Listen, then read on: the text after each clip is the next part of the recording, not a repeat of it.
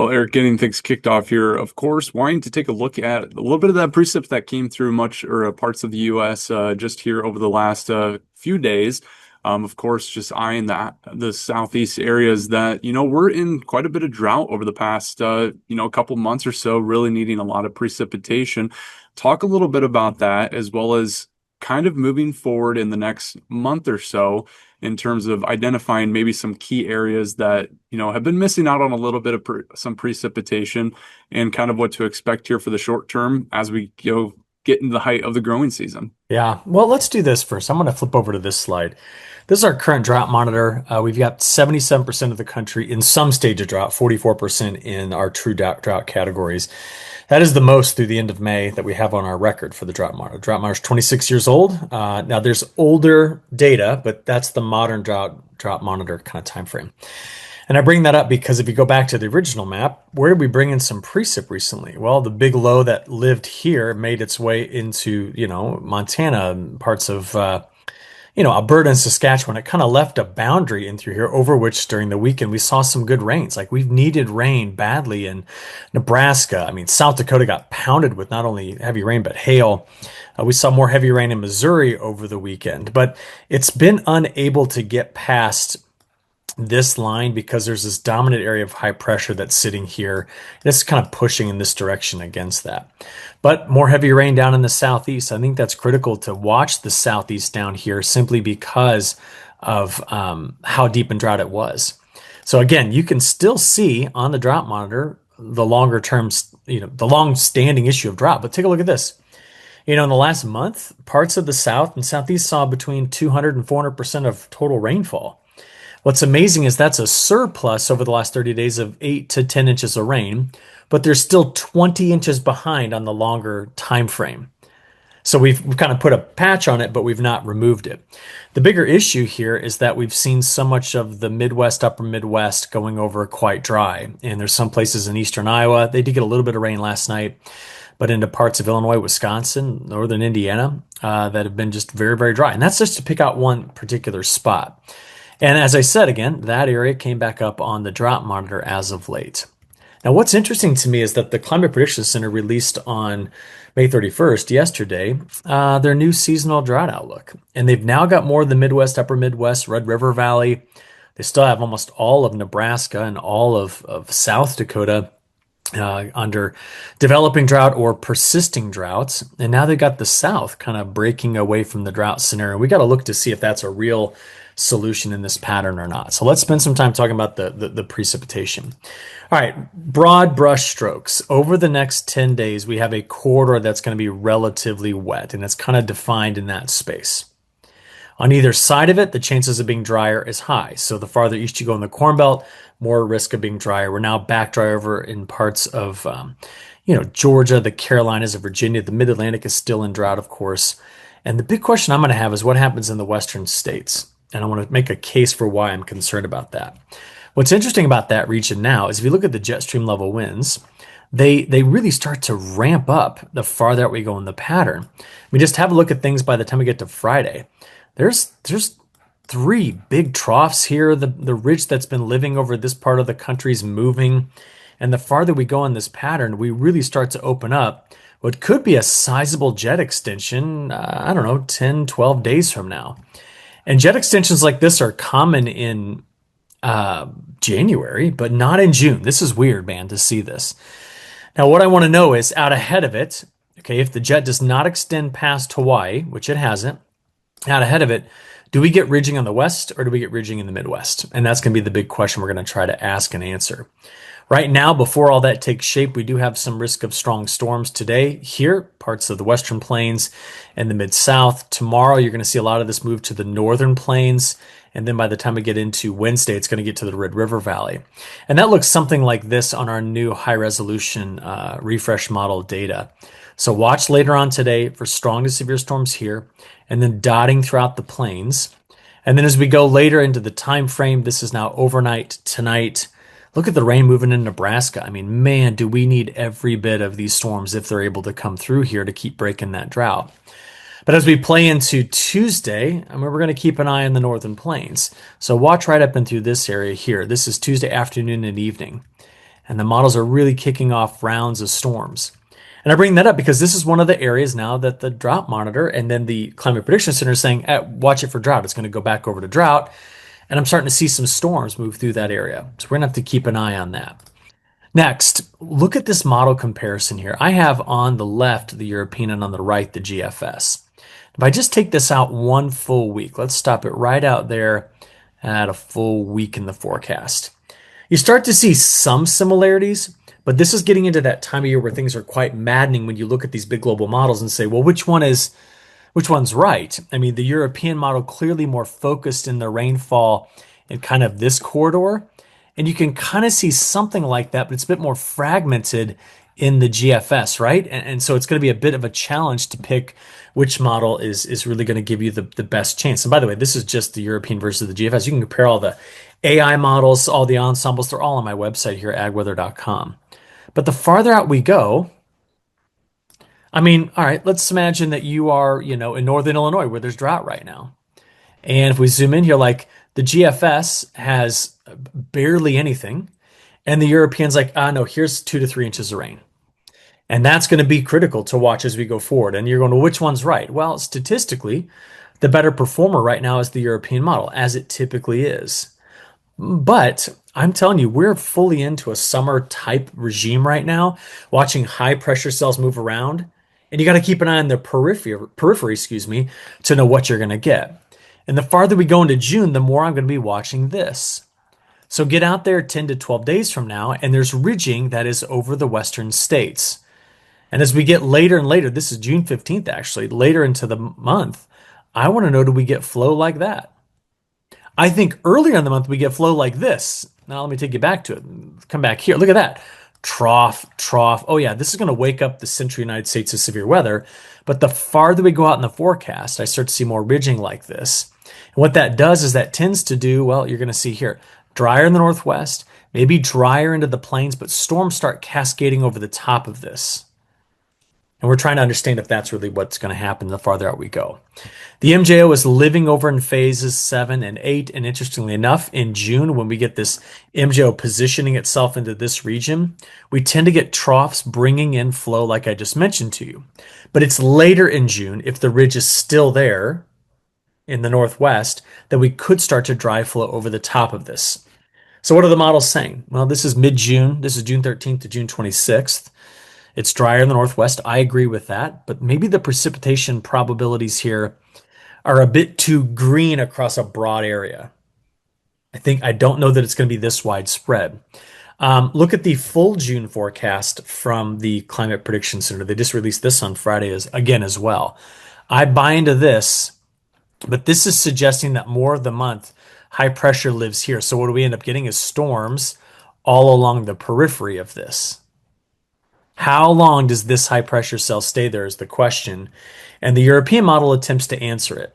So this is the June forecast from the European model, heavily biased to what's going on up here right now. But when I lop off the front half of June and add the front half of July, it's trying to plant high pressure here and high pressure there. So what ends up occurring is you get flow like this, you get flow like that, and a low lives down there, and this wakes this area up to storms, and we likely storm all over the edge of that high. That's one possibility for July.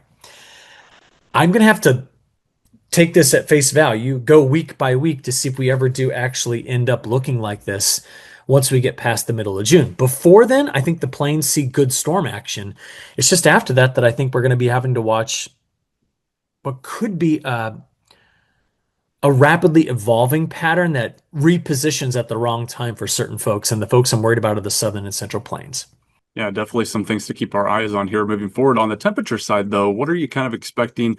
We started off pretty, I want to say below mild, I guess, kind of cooler to the growing season. Then we kind of picked back up here recently.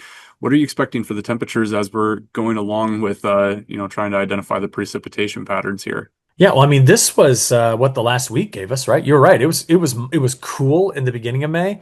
The end of May was like a blowtorch into this area. Very, very hot. And if you look at that week and compare it to historical averages, it's much above average. Same thing for Florida in the southeast. Well, here's where the temperatures are going now. This is today. So Montana, after almost touching 100 last week, is now 15 degrees cooler than normal. So major swing there. But this is today, tomorrow. This would be Tuesday, Wednesday, Thursday. Still more warmth across the Great Lakes. See the cooler weather to the south, that's rain and clouds. We get out there to Saturday and Sunday. There's actually a little weak front that's going to try to come through the Midwest. That'd be kind of nice to get some of that moisture from it. But watch the West. Ready? This is Sunday. If I go Monday, Tuesday, Wednesday, look at how the heat's coming back to the West. Then you go out there to, this is now Thursday the 11th, Friday the 12th, Saturday the 13th, and then Sunday the 14th. Seeing the heat come back means to me that we're likely going to be building ridges in the West. And if we build ridges in the West in June and they stay, I mean, that sets up a very tight but very important corridor of storms and cooler weather in here in July. And that's what we're going to all be monitoring and trying to figure out. This is the new week 3, week 4 forecast from the Climate Prediction Center. I imagine they might walk back some of this cooler risk that you see down here, definitely keeping the heat west. Some of my reasoning for that is looking overall as we get out there toward the end of June and beginning of July, models are a bit more aggressive on keeping heat kind of anchored into this area and to the west of it, the farther out we go into the forecast. So that's kind of my thought process here on the way that we're going to finish up the month of June, even though we just started it. So yeah, it seems like the temperature patterns are kind of even influencing a little bit of your analysis for the precipitation of what could come. Wanting to continue that discussion though on, looking at ocean temperatures, Yeah. El Nino, El Nino is of course dominating a lot of, the talk of what this summer could bring. I know you're focusing on more than El Nino. What's your update in terms of, ocean temperatures and how they can impact of what we could see, come this July as we're getting close to that time period where hopefully, a lot of the predictions come a little bit better at, figuring out what we could get this summer. Yeah, I mean, it is important to note, Dawson, that it's the third week of June where we start to clue in on what that July pattern could be. So I want to know by the end of June, do we anchor all the heat here? I mean, if that happens and the CPC is right, then look what El Nino can do. By the way, this is still the fastest growing El Nino that we've ever seen. There is still plenty of warm water that will be surfacing over the next 3 months, and that's going to place this as one of the stronger El Ninos on record. But what I'm watching most carefully is what happens to these ocean temperatures. Can you almost start to see this reverse C shape of cooler water in through here? All right. If that grows and gets colder and colder and colder, well, then my whole tone about this upcoming summer pattern is going to change in a heartbeat. I'm going to flip over to, stormy west, cooler west, hot, dry Midwest. Now, that's not common during an El Nino, but El Ninos happen down here. We're talking about this area up here in the North Pacific. So as a reminder, this is why it's important. If the Northeast Pacific is warm, not like, not blue on the map, but red, we tend to have a lot of storms in that corridor. If it goes over cool, they all go back west and it's dry in through here. And that becomes a worry. What about just off the west coast of North America? Well, again, if it's warm there, like off the Baja, off California, well, we tend to see a lot of storms in the midsection of the country. If it is cool, it's drier. That's why we have to watch these other parts of the ocean as well. And then I'll just do this. El Nino is a part of this bigger system of like the MJO, all of these. I could go through a list of 20 of them. It doesn't matter. It's a part of the atmosphere. The atmosphere doesn't know that us humans like bisect it and look at all these little things, right? It's kind of like the stock market. It doesn't know we make indexes. It just changes, right? So here you go. If we use some years that built in a big El Nino event and had similar features to what we have now, guess what? June was drier in here. And then watch what happened in July. Storms.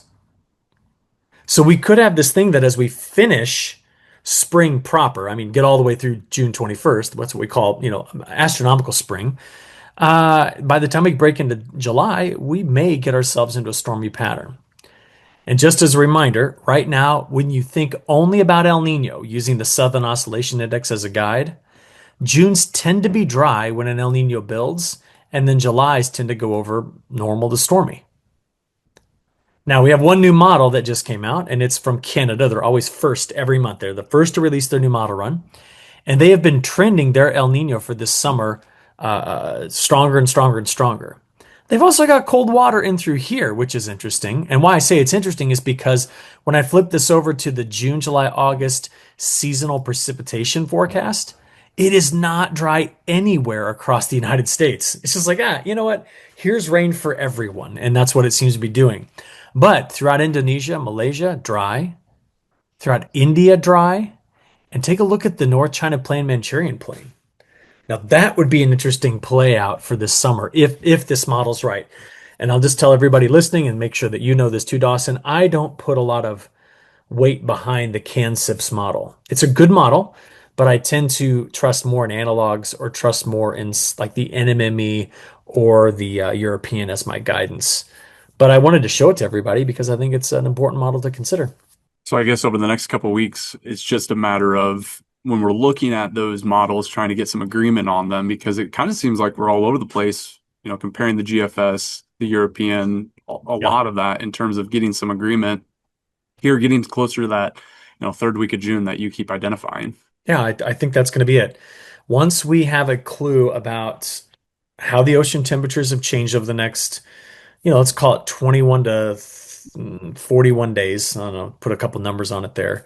Once we see what our soil moisture looks like at the end of the month, if the rains do fill in some of the gaps, you know, the most important thing to forecast July is to know what you are in terms of soil moisture and heat by the time you finish June.